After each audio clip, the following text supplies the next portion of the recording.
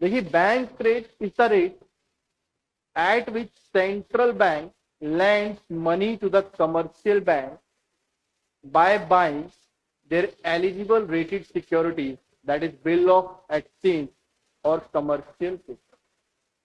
Bill of exchange और commercial क्या लिखा है? Bank rate is the rate at which central bank lends money to the commercial bank by buying their eligible rated security. Simple क्या है? Central bank मतलब RBI. Clear? किसको पैसा दिया? कमर्शियल बैंक्स को पैसा दिया. कितना? 1,000 रुपीज दिया. 1,000 रुपीज दिया by buying their eligible securities. तो बैंक्स ने क्या दिया? गवर्नमेंट सिक्योरिटीज दे दी. किसको? As a collateral. किसको दे दी? आरबीआई को दे दी, सेंट्रल बैंक को दे दी. इनको हम सिक्योरिटीज को बिल्स ऑफ एक्सचेंज ही बोल सकते, कम कमर्शियल पेपर ही बोल सकते. एग्जैक्टली होता है क्या? बाद में हम करेंगे, अभी नहीं करेंगे, अभी से समझ लो. तो इसे कलाम ने इसको जिस रेट पे देगा, कलाम से बैंक रेट. जिस रेट पे आरबीआई ने दिया कमर्शियल बैंक, उसे क्या कलाम ने? Bank rate. ये इकोनॉमिक्स बोलता है, जनरली टर्म चलती है बैंक रेट.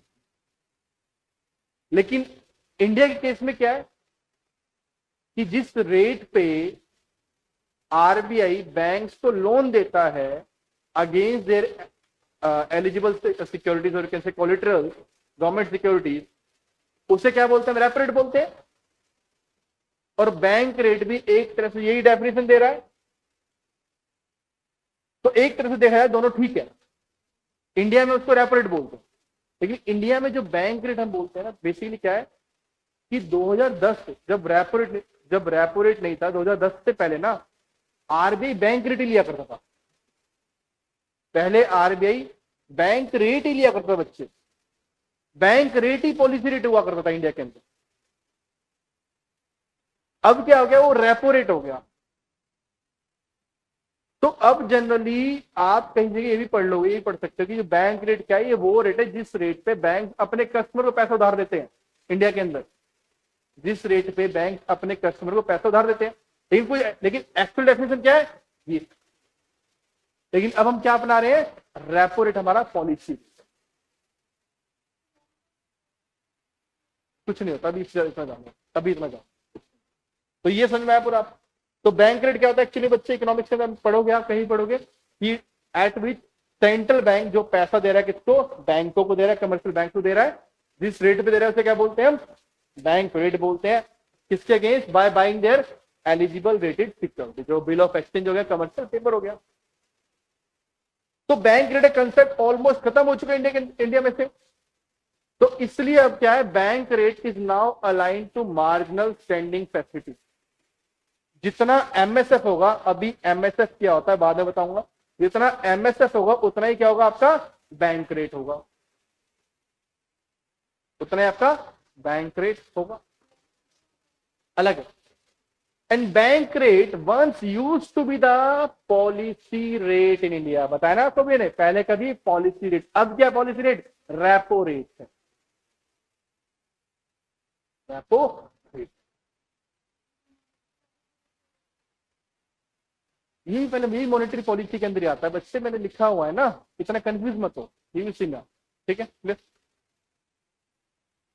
अब यूपीएससी क्या पूछ सकता है आपको? यूपीएससी बोल देगा bank rate is the rate of interest at which RBI provide rediscounting facility to the commercial bank against their first class securities against which bank can borrow from the RBI on. तो first class securities कौन सी होती है? जिसमें bank सिर्फ RBI से बोरो कर सकते. जिन सिक्योरिटी से बैंक सिर्फ आरबीआई से बोरो कर सकते, उसे क्या बोलते हैं हम?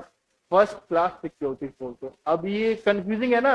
या रीडिस्काउंटिंग फैसिलिटी मतलब ये वो रेट ऑफ इंटरेस्ट है जिस पे आरबीआई बैंकों को रीडिस्काउंटिंग फैसिलिटी देता है. रीडिस्काउंटिंग फैसिलिटी देता है. अब देखिए एक्चुअली में होता क्या है. ये रीडिस्काउंटिंग फैसिलिटी होता है, इसे अच्छे से समझाऊं.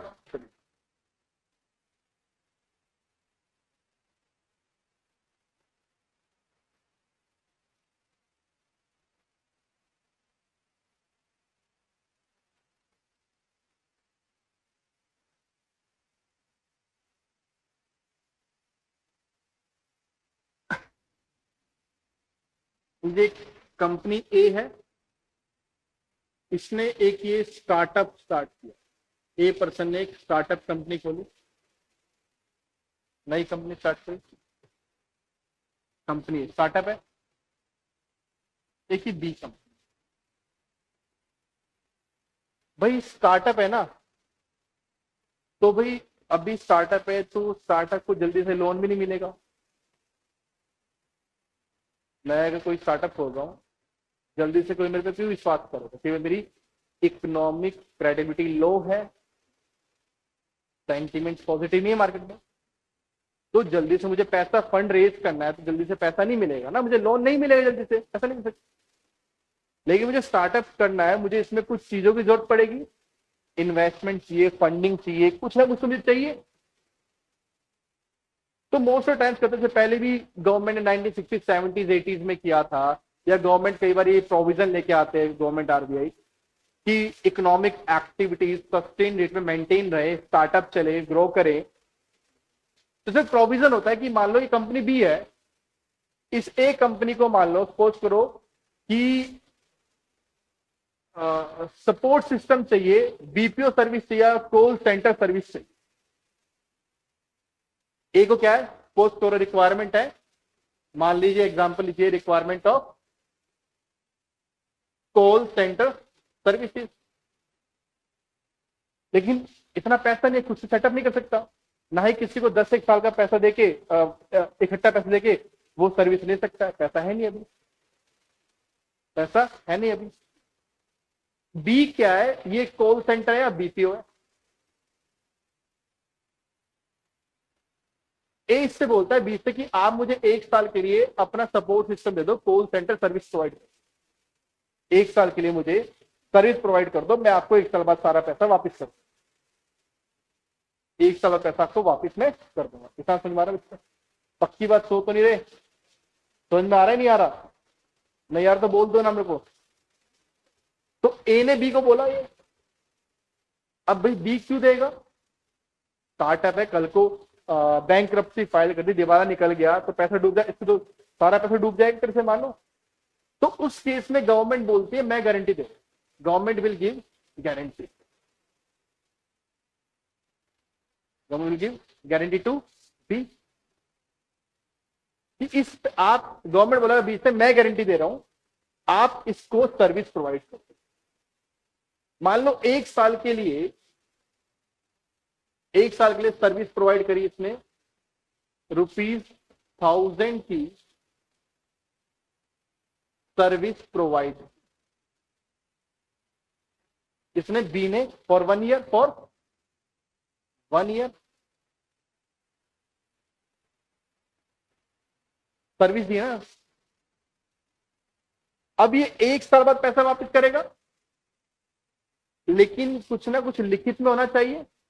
जैसे गवर्नमेंट की गवर्नमेंट सिक्योरिटीज होती है, ऐसे कंपनीज के कमर्शियल पेपर होते हैं।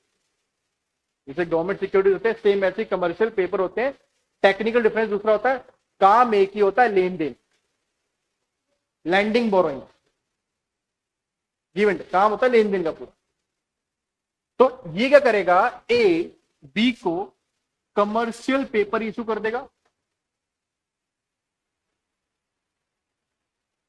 इशूड कमर्शियल पेपर कितने का, ऑफ ₹1000 का, कि भाई एक आप ये लो कमर्शियल पेपर, इसमें सब लिखा होगा कि मैंने 1 साल तक मैं इस कंपनी की ये सर्विसेज यूज कर रहा हूं जो ₹1000 की है, और अभी मैं पैसा नहीं दे रहा, अभी मैं कमर्शियल पेपर दे रहा हूं ₹1000 का। 1 साल बाद मैं इस कंपनी को ₹1000 नहीं दूंगा, मैं इसको ₹15 ₹20 एक्स्ट्रा पे करूंगा। मान लो मैं इसको 20% इंटरेस्ट पे करूंगा, 20% इसको इंटरेस्ट में पे करूंगा। अभी दिवाला नहीं निकला भाई, अभी क्यों निकाल रहे हो? कौन फ्री में क्या कर? अरे भाई गारंटी सरकार गारंटी दे रही है ना, तब भरोसा कर रहा है ये, गवर्नमेंट गारंटी दे रही है भाई। क्या कहेगा, मैं 1 साल बाद में आपको 1020 मान लो, 1,100 एक्स्ट्रा, 100 एक्स्ट्रा, ₹1100 कितना, प्लस, तो है कि 1100 रुपए में आपको मैं वापस कर दूंगा एक साल। भाई इसलिए दिया, सर्विस किसको 100 रुपए ज्यादा मिल रहे हैं, तो सब सरकार की गारंटी, यानी कि पैसा मेरा डूबेगा नहीं, सरकार देगा पैसा मेरा। यहां तक क्लियर हुआ। अब 6 महीने बाद कंपनी डूब गई, 6 महीने बाद कंपनी डूब गई, या 7 महीने 8 महीने कंपनी डूब गई, कुछ भी लगा लो 1 साल बाद, अब इसका पैसा तो डूब गया। तो ये टेंशन फ्री क्यों? क्योंकि सरकार ने गारंटी दी थी भाई, सरकार ने गारंटी दी। तो गवर्नमेंट बोलेगा कैनरा बैंक से या किसी भी पब्लिक सेक्टर बैंक से, किसका, ये सरकार का है ना, बोलेगा बैंक से जाओ इसको पैसा दो, इससे सिक्योरिटी खरीदो। तो कैनरा बैंक आएगा, वो इस साथ मीटिंग करेगा बी के साथ कि मैं तुम्हारी सिक्योरिटी परचेज करने तैयार हूं, कमर्शियल बैंक परचेज करने तैयार हूं, लेकिन मैं तुम्हें इसका 1100 रुपए नहीं दूंगा, 1100 में तुम्हें इसका 1050 रुपए, पूरा कभी नहीं मिलता, मैं तुम्हें इसका 1050 रुपए सेटलमेंट होती है। तो अब यही बेचारा जहां सारा डूबा पड़ा है, 50 तो प्रॉफिट आ रहा है, ये भी मान जाएगा, तो ये इसे 1050 दे देगा और इससे कमर्शियल पेपर ले लेगा। बच्चा किसान क्लियर हो रहा है बेटा, पक्का बताओ। तो अब ये सिक्योरिटी 1100 की थी, लेकिन अब ये इशू किसको हो रही है, डिस्काउंटेड रेट पे हो रही है ना, 1100 से 1150 पे हो रही है, किसको हो रही है, डिस्काउंटेड पे हो रही है, डिस्काउंटेड पे हो गया ना, तो क्या हुआ, एट डिस्काउंटेड प्राइस। अब भाई कैनरा बैंक है, इसमें पैसा हमारा लगा हुआ है, फिर तो हमारा पैसा डूब जाएगा। अब आता है आरबीआई, हाँ अब आएगा आरबीआई। अब जिसका लॉस है ना, लॉस तो ना, आरबीआई बोलेगा तुम्हारा लॉस हम, ये कमर्शियल पेपर हमें भेज दो। बैंक का लॉस नहीं है वो, बैंक क्यों देगा भाई, बैंक का पैसा किसका, हमारा है, तुम्हारा लॉस, तो ये पेपर हमें भेज दो। आरबीआई बोलेगा मैं 1050 में नहीं खरीदूंगा, मैं तो इसको 1000 में खरीदूंगा, मैं इसको 1000 में खरीदूंगा। तो आरबीआई 1000 रुपए देगा और इससे कमर्शियल पेपर ले लेगा। ये कैनरा बैंक क्यों बेच देगा 1000 में, क्यों भाई, क्योंकि कुछ तो आ रहा है। दूसरी बात, बैंक के पास 1000 रुपए आ जाएगा तो बैंक इस पैसे को दोबारा लैंडिंग कर सकता है, दोबारा उधार में देगा, वहां से कंपेंसेट कर लेगा अपना लॉस बैंक। तो अब ये दोबारा से डिस्काउंटेड हुई है ना, अगेन डिस्काउंट हुआ है, इसे क्या बोलते हैं हम, रीडिस्काउंटिंग फैसिलिटी दो। अगर अब मैं इसे ये बोल देता जो सिक्योरिटी 2 बार डिस्काउंट हो जाए उसे हम रीडिस्काउंट, समझ में आता, लेकिन अब समझ आया कैसे डिस्काउंटेड होता है पूरा। इससे फायदा क्या हुआ, इससे फायदा ये हुआ कि एक तो क्या है, जो इकोनॉमिक एक्टिविटीज है वो चलती रहेंगी सस्टेन रेट पे। अगर यहाँ पे गवर्नमेंट गारंटी नहीं देता तो ये कभी इसको सर्विस नहीं देता। स्टार्टअप भाई 10 के 10 स्टार्टअप तो फेल नहीं होंगे ना, 10 में 2 ही फेल होंगे, 8 तो चलेंगे। तो एक जो इकोनॉमिक एक्टिविटी सस्टेन चलेगी, एनवायरमेंट पॉजिटिव रहेगा बिजनेस के लिए, इन्वेस्टमेंट मेंटेन रहेगी।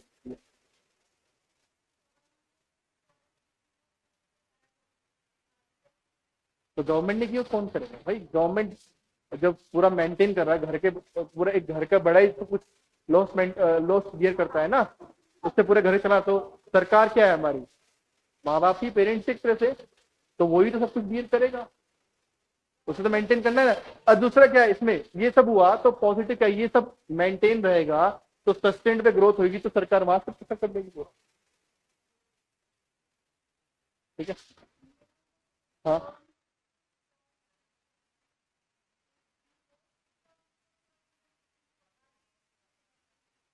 हाँ, आरबीआई तो गवर्नमेंट का ही है। आरबीआई अपना एक्सपेंडिचर लिख लेगा, लॉस लिख लेगा, जो आरबीआई की इनकम इसमें माइनस कर देगा, जो सरप्लस हुआ सरकार को दे देगा। वो बात तो ही है। ये सारा घुमाना ही तो सब कुछ, यही सब कुछ तो करने, तभी आरबीआई का काम क्या है,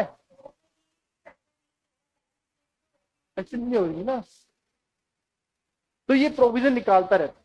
तो ये रीडिस्काउंटिंग ऐसे होता है। तो इसमें मैंने आरबीआई बोला, इसमें कोई और भी हो सकता है, कोई और भी मेथड हो सकता है, कोई और भी तरीका हो सकता है, इसमें कोई जरूरी नहीं है।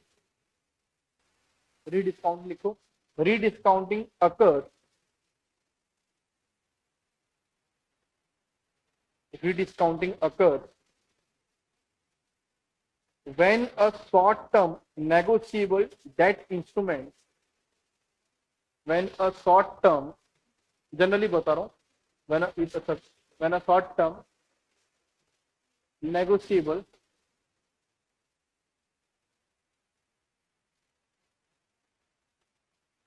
that instrument is discounted for a second time, is discounted for a second time.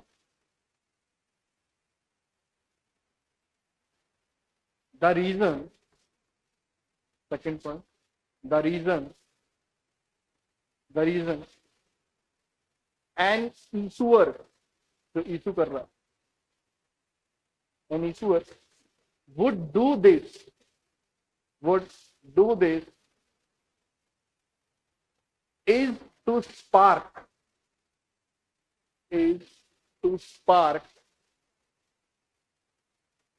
demand for loans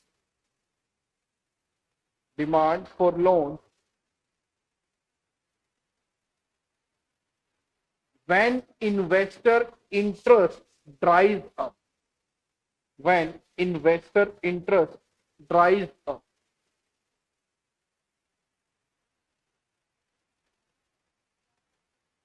drive up, जब मतलब इन्वेस्टर का इंटरेस्ट नहीं रहता इन्वेस्ट करने के, तो आप उसे नेगोशिएट कर दोगे, उसे डिस्काउंटेड रेट में दे दोगे, तो वो इन्वेस्ट करना चाहेगा ना। जैसे कि आप कोई चीज महंगी बिक रही है, आप कपड़े नहीं खरीदते, लेकिन जैसे डिस्काउंट आ जाएगा भाग जाओगे लेने। लिखो, when liquidity in the market is low,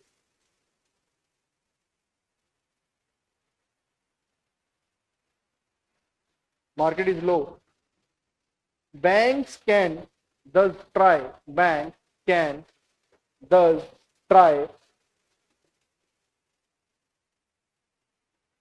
to raise capital. Banks try to raise capital by borrowing,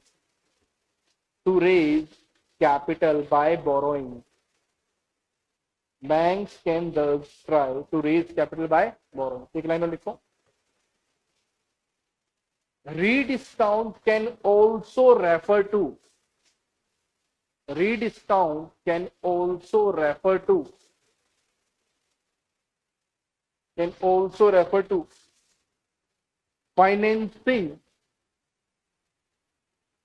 financing provided by central banks to banks, financing provided by central banks to banks, comma, where the central bank will rediscount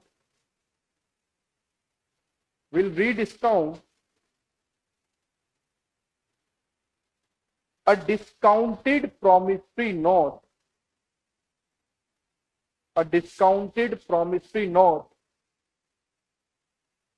from a borrower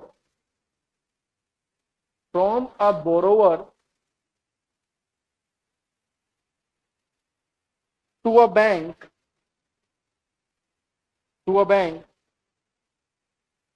to generate liquidity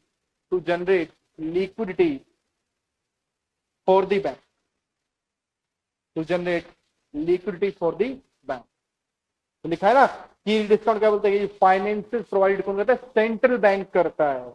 किसको, banks को करता है, जहां पे central bank जो discounted instrument है उसको दोबारा से रीडिस्काउंट करता है ताकि जो है लिक्विडिटी जनरेट कर सके बैंक के लिए। यही हुआ ना, यही सब पूरी बात कह दी मैंने आपको। अगर ये बात अब मैं 2 लाइनें वैसे बताता, समझ में आती, इसको समझाती, तो यही इकोनॉमिक्स कितना इजी आप समझा सकते।